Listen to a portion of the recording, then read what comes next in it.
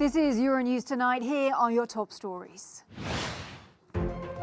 A show of unity in Kiev as German Chancellor Olaf Scholz holds talks with President Zelensky, warning that the territorial integrity of Ukraine is not negotiable. Russia's Foreign Minister Sergei Lavrov urges Vladimir Putin to allow more time for diplomacy as the president signs off on Russia's response to the West on security guarantees. Meanwhile, a number of European Union countries say they are preparing for an influx of Ukrainian refugees in the event of a conflict. And cleared to compete, but not of doping. Russia's Kamila Valieva gets the green light to take to the ice once again at the Winter Games. I'm Helena Humphrey. Good to have you with us. German Chancellor Olaf Scholz has urged Russia to use dialogue in order to resolve its current tensions with Ukraine. The Chancellor's comments came after a meeting with Ukraine's President Volodymyr Zelensky in Kiev. Scholz will be flying to Moscow on Tuesday for talks with President Vladimir Putin. Germany has been stepping up its diplomatic and security efforts as fears of a Russian invasion of Ukraine grow. Berlin's deployed more NATO troops to Lithuania and has pledged over €2 billion of economic aid to Kiev. With more than $2 billion, we have made the Ukrainian economy more resilient and independent. In the face of foreign influence, we have ensured its autonomy and resilience. And I can assure you that we will continue this support with the same determination. However, Ukraine's leader was keen to bring up Germany's energy dealings with Russia. President Zelensky called the controversial Nord Stream 2 gas pipeline a geopolitical weapon against Ukraine. I emphasize that our position remains the same. We consider Nord Stream 2 solely through the prism of energy and security threats to us and the region. We clearly understand that this is a geopolitical weapon. That's why Ukraine needs energy security guarantees. Well, let's go straight to Kiev then, where Sasha Vakulina is standing by. Welcome to you, Sasha. To begin with, we know that Chancellor Scholz said earlier, it's a quote here, if Russia again violates the territorial integrity of Ukraine, we will know what to do. Is it clear what will happen? Well, Helena, it's not as clear as many hoped it would be. He really did not give much details on that, only saying that there is a package of sanctions that is being worked on and the decision to implement that package can be made any moment. He also said that he will tell Vladimir Putin that any invasion would have heavy economic consequences. Now, of course, the question here, would those consequences include anything regarding the Nord Stream 2 pipeline? That we do not know. Without naming this project, he said, though, that no one should doubt the determination and preparedness of Berlin to punish Russia in case of attacks and invasion. Meanwhile, we've also been hearing from the Ukrainian Foreign Minister speaking to his US counterpart, Secretary of State Antony Blinken, about sending an OSCE mission to the east of Ukraine to monitor the separatist conflict there. What more do we know about that? The special monitoring mission of the Organization for Security and Cooperation in Europe have been in the east of Ukraine for years now, monitoring and taking record of everything that's been happening there, of all the developments. Now, of course, in the past few days, we've heard the calls from the US and other countries where they're urging their citizens to leave Ukraine immediately, saying go now as long as it's still possible to leave Ukraine. And of course, there are some reports that some of the Organization for Security and Cooperation members are withdrawing from the east of Ukraine and leaving the country. And this was, of course, of a great concern for Ukraine's foreign minister, for Ukrainian authorities. And that was the conversation that happened today when Dmytro Kuleba said that it is very important to keep that mission going. All right, Sasha Vakulina in Kiev. Sasha, thank you. In Moscow, Russia's President Vladimir Putin held security meetings with his defense and foreign ministers. Following the Kremlin's request for security guarantees from NATO, the president asked for an update on diplomatic negotiations. Now, although the US and NATO have not given the response Moscow was looking for, Sergei Lavrov said that there is still a possibility for a peaceful resolution. In your opinion, is there still a chance to reach an agreement with our partners on key issues that cause our concern? Or is it just an attempt to drag us into an endless negotiation process that has no logical conclusion? Mr. President, you have said more than once, and I have said it, and other representatives of Russia, that we warn against endless discussions on issues that need to be resolved today. But still, as head of the Foreign Ministry, I must say that there is always a chance. All right, for more on this, let's go straight over to Moscow now, where we can speak to our Russia analyst, Galina Polanskaya. Galina, we just heard there Sergei Lavrov telling President Putin that there's more room for diplomacy. That's a notable change of tone, isn't it? Well, indeed, it is a notable change of tone.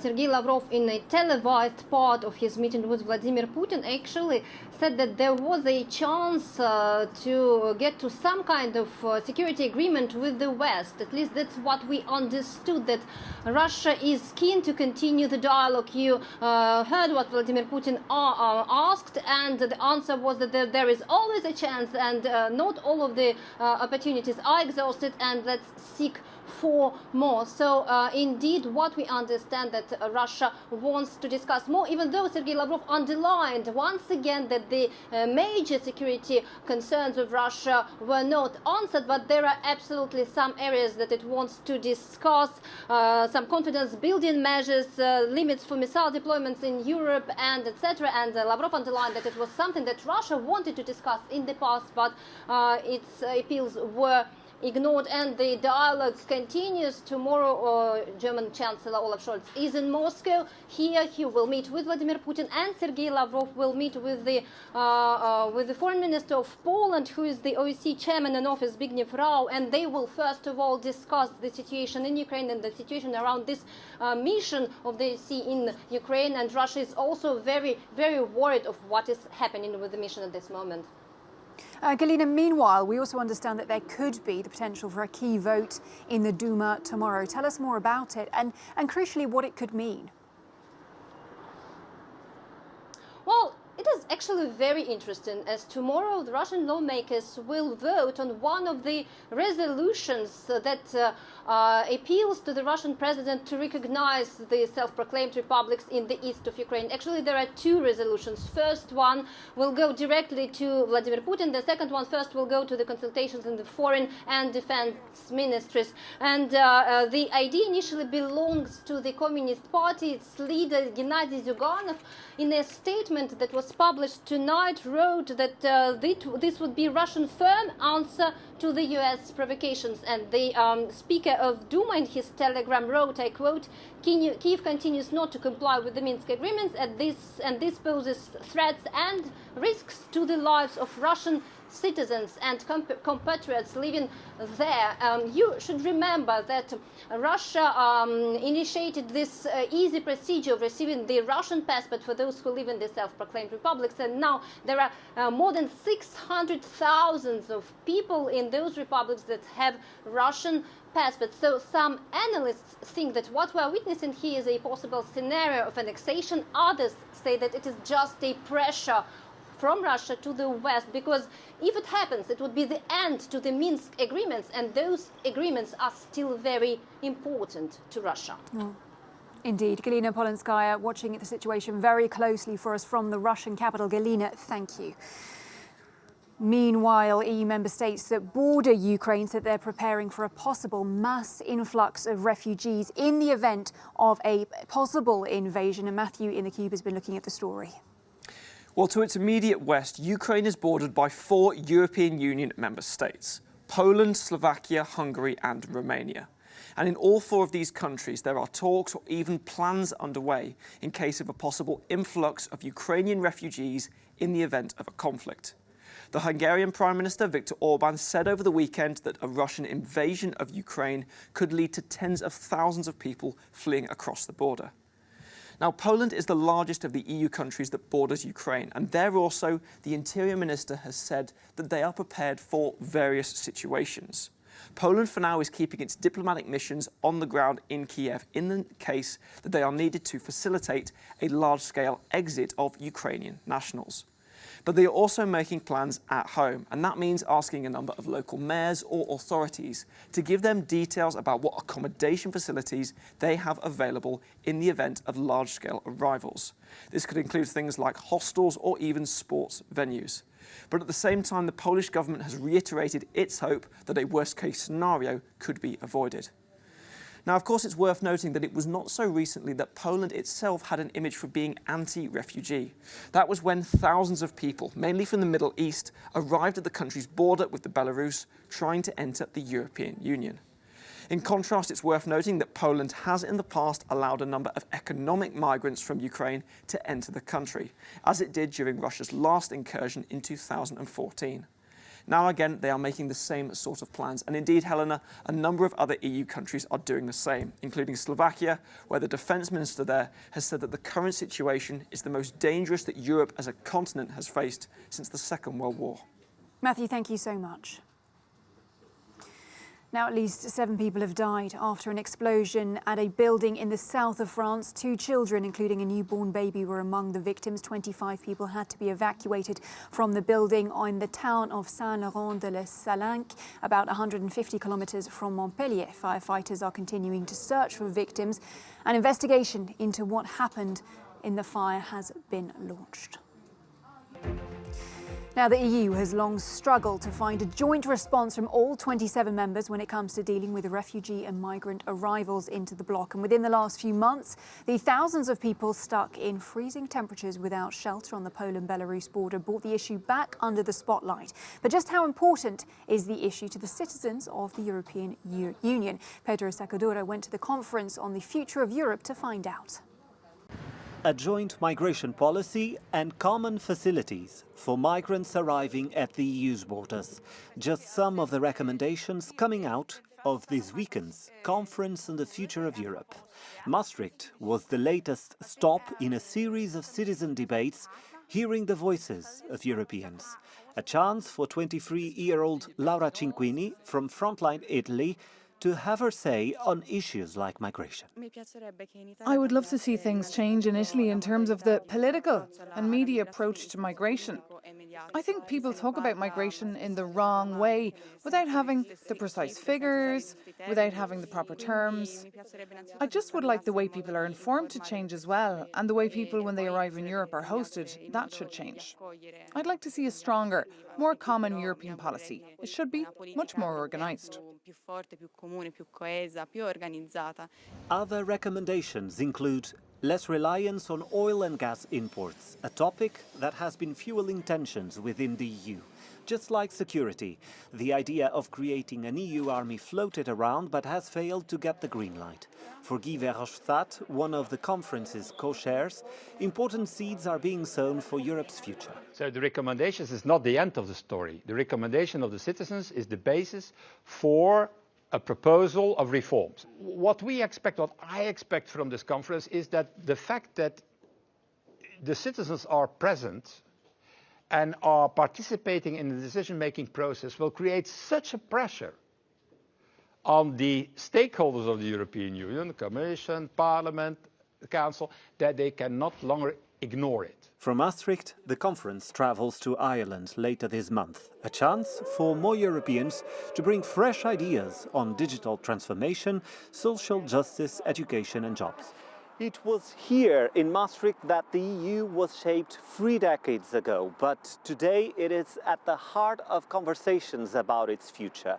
From here, citizen panel debates will wrap up in Dublin, with all the recommendations going in front of the European Parliament next month.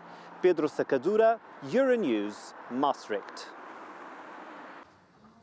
A court says that exceptional circumstances in the doping case of 15-year-old Russian figure skater Kamila Valieva mean that she will be allowed to compete in the Beijing Winter Olympics. Now, the Court of Arbitration for Sport said that Valieva's age and the timing of her failed test results justify the decision not to suspend her from future events. The Russian skating star tested positive for a banned substance in December, details of which failed to surface until last week. Now cleared, Valieva will perform in Tuesday's individual event, where she remains the firm favourite, and the World Anti-Doping Agency say that they are disappointed with the outcome. Well, joining me now for the very latest from the Winter Olympics is sports reporter Michael Kern. Michael, good to see you. What's the reaction been in Beijing to the news of this decision? It's not been great. I've seen one headline which says this is the final nail in the coffin for these farcical Winter Olympics. American former Olympic champion Tara Lipinski said that Valieva's age should not be a factor in the decision and called her reinstatement a permanent scar on the sport. Ashley Wagner and Johnny Weir, they voiced their outrage as well with the decision. And of course, we have to remember that Russia are serving a 4-year ban from competing at the Games under their own flag over widespread doping. Of course, all the athletes for Russia are competing under the flag of the Russian Olympic Committee. Obviously, the IOC and WADA, they're not all happy with this. And I think you've said something very interesting. The ruling stated that obviously there's issues with the timing and notification of the results. So effectively what CAS is saying is that, yes, it's a failed test, but this came 6 weeks before the Games, and that's 6 weeks after she gave her sample. So that's played a part in the decision because it's not a test that's happened during the Games. So this is going to rumble on for a very long time.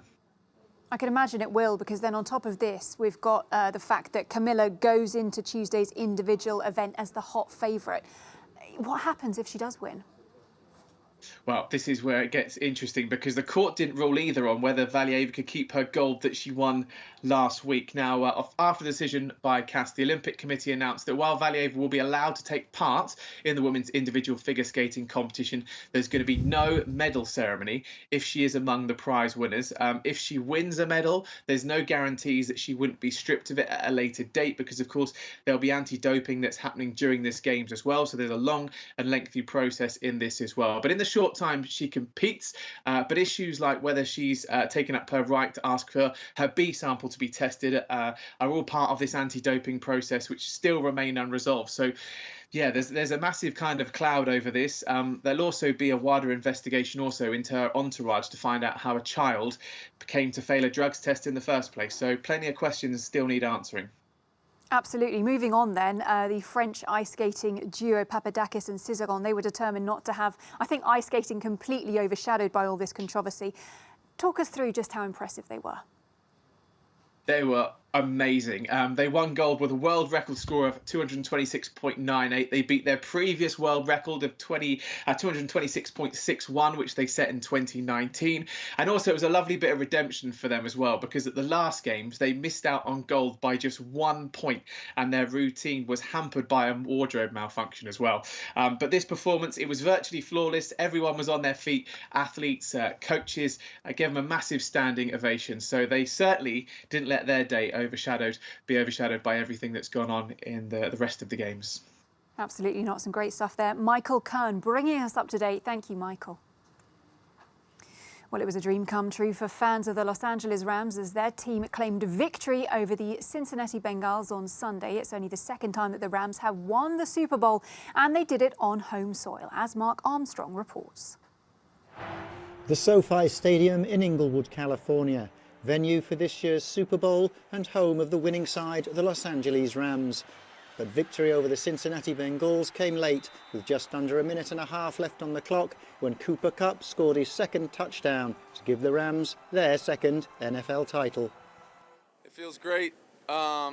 Just so happy to be able to celebrate this with such great teammates and my family, people that mean the most to me, and just so proud of this group. It's a special feeling. You know, you got to be relentless, man. It's about, you want something bad enough, you got to go get it. You know, it was right in front of us. We had the lead. You know, it was put on the defensive shoulders, to make the big stop to help us be world champions. So you won't want it no other way. The final score, 23-20 to the Rams, who first won the title back in 2000. From canals to parks, couples across Europe are meeting up to celebrate the Day of Love together. And what better way to spend Valentine's Day than in some of the continent's most romantic cities? Anka Ula reports. Love is in the air across Europe this Valentine's Day. In Vienna, often considered Europe's most romantic city, lovers made the most of the good weather to enjoy the city's parks. And those with a sweet tooth are in luck. Vienna's options for sweet treats are seemingly endless, with cakes sure to warm even the iciest of hearts. The city of Vienna is particularly interesting because we live with our sweets and confectionery and are world famous for it. People give away hearts for Valentine's Day. You can write I love you on top. Venice's famous canals take couples on a traditional romantic journey. And chocolate shops in the city offer sugary delights that showcase Venetian craftsmanship. The most precious chocolate creation is the one with the gold leaf, because it's produced by a battioro, which in Venice is an ancient craft that produces these very thin gold leaves. By beating them with a small hammer, he is able to make these leaves that are edible. Meanwhile, in London, Valentine's Day got off to a roaring start. A pair of lions at the London Zoo were given giant cinnamon-scented red hearts to put them in the mood. And we leave you now with a no comment from Singapore, where fighter jets are taking to the skies for Asia's biggest air show. Thanks for watching Euronews Tonight.